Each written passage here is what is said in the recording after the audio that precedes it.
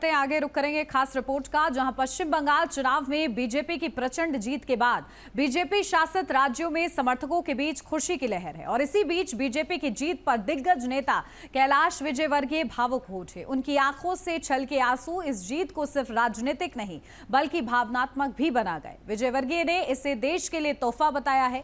BJP की इस जीत को लंबे संघर्ष, रणनीति और संगठन की मेहनत का नतीजा बताया जा रहा है। देखिए खास रिपोर्ट। देखिए, वो तो एक नेक्सस था वहां पर, डीएमसी, कुछ अधिकारी और गुंडों, वो नेक्सस ही राज चला रहा था।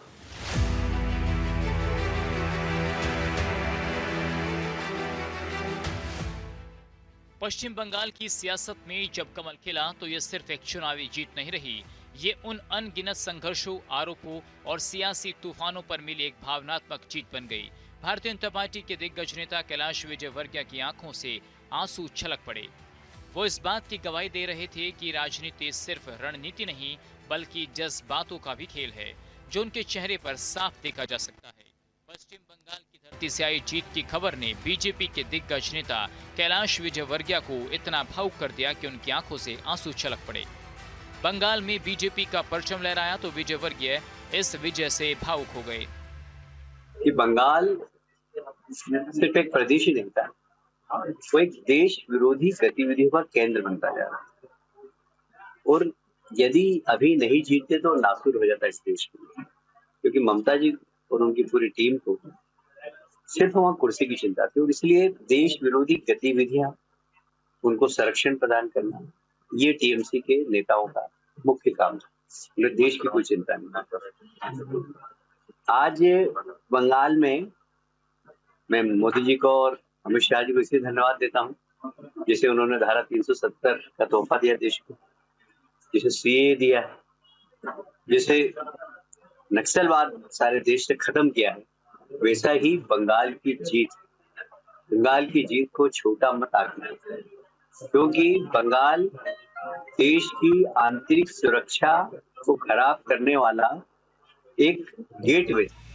कैलाश विजयवर्गीय ने अपनी भावनाओं को व्यक्त करते हुए कहा कि कोई अंदाजा नहीं लगा सकता कि उन्हें आज कितनी खुशी हो रही है। उन्होंने पश्चिम बंगाल में बीजेपी की इस जीत को पूरे देश के लिए एक तोहफा करार दिया। इस मौके पर उन्होंने ममता बनर्जी, अभिषेक बनर्जी और स्टालिन पर भी तीखा तंज कसा। जनता बंगाल की बहुत सांस्कृतिक, बहुत बुद्धिजीवी, जब उन्हें लगा कि हम धोखा खा रहे हैं तो उन्होंने एक प्रचंड बहुमत दिया, जो हमारे अमित शाह जी का एक शब्द है, प्रचंड बहुमत दिया। और मैं आज उस मामले में बहुत खुश हूँ। विजयवर्गीय के लिए ये जीत व्यक्तिगत रूप से भी काफी बड़ी है। उन्होंने हाल ही में खुलासा किया था कि उनके खिलाफ पश्चिम बंगाल में 38 फर्जी केस दर्ज हैं, जिनमें रेप, चाइल्ड ट्रैफिकिंग जैसे गंभीर मामले शामिल हैं।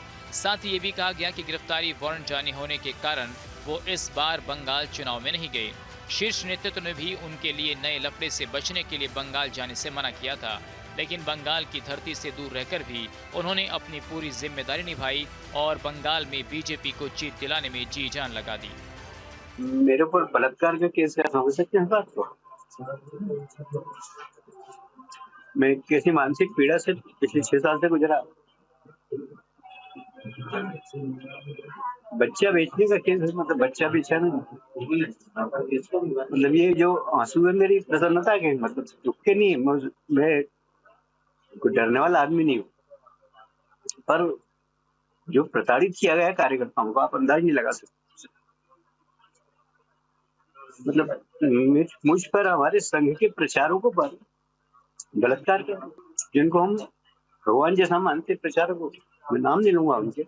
मैं तो न्यायपालिका को धन्यवाद देना चाहता हूँ कि ममता जी ने हम सबको जेल में डालने की पूरी व्यवस्था कर दी। न्यायपालिका इस देश की बहुत मतलब निष्पक्ष है, उन्होंने हमें न्याय दिया, इसलिए मैं आपके सामने बैठा हूँ।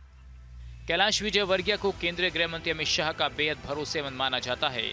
साल 2014 में उन्होंने हरियाणा प्रभारी के तौर पर बीजेपी की पहली सरकार बनवाई थी। इसके बाद 2015 में बंगाल प्रभारी बनने के बाद 2019 के लोकसभा चुनाव में उन्होंने बीजेपी को 18 सीटें दिलवाई और वोट शेयर 10% से बढ़कर 40% तक पहुंच गया। यही नहीं, साल 2021 के विधानसभा चुनाव में भले ही हार मिली हो, लेकिन बीजेपी 3 सीटों से बढ़कर 77 सीटों तक जा पहुंची, जिसने आज की जीत की नींव रखी। ममता के गढ़ में आए इन नतीजों से साफ है कि बीजेपी की वर्षों की मेहनत और विजय वर्गीय की संगठनात्मक रणनीति ने ही बंगाल में सत्ता परिवर्तन की पटकथा लिखी है।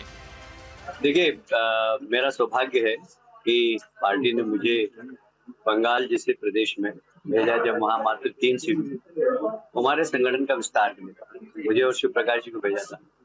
हमने एक ब्लॉक में जाकर वहाँ संगठन खड़ा करने की कोशिश की और हमें लगता है कि अगर मोदी जी के प्रवास वहाँ पर कोविड नहीं होता तो गत वर्ष की सरकार बन जाती, पर कोविड आ गया, मोदी जी के प्रवास बंद हो गया और आप देखिए पिछले रिजल्ट के अंदर जहाँ जहाँ मोदी जी गए थे वहाँ सब दूर हम जीते।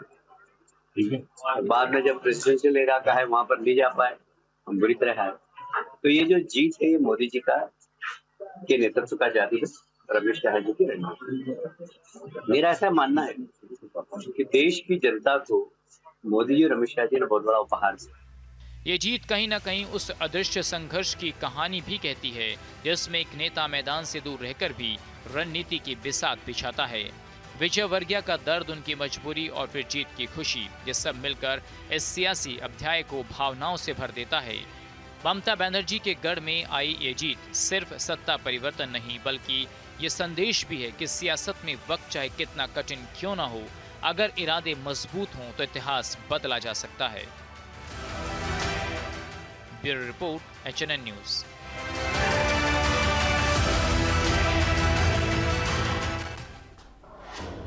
और इसी के साथ इस बुलेटिन में बस इतना ही। खबरों का सिलसिला आगे भी जारी रहेगा। आप देखते रहिए HNN न्यूज़, जुनून सच दिखाने का।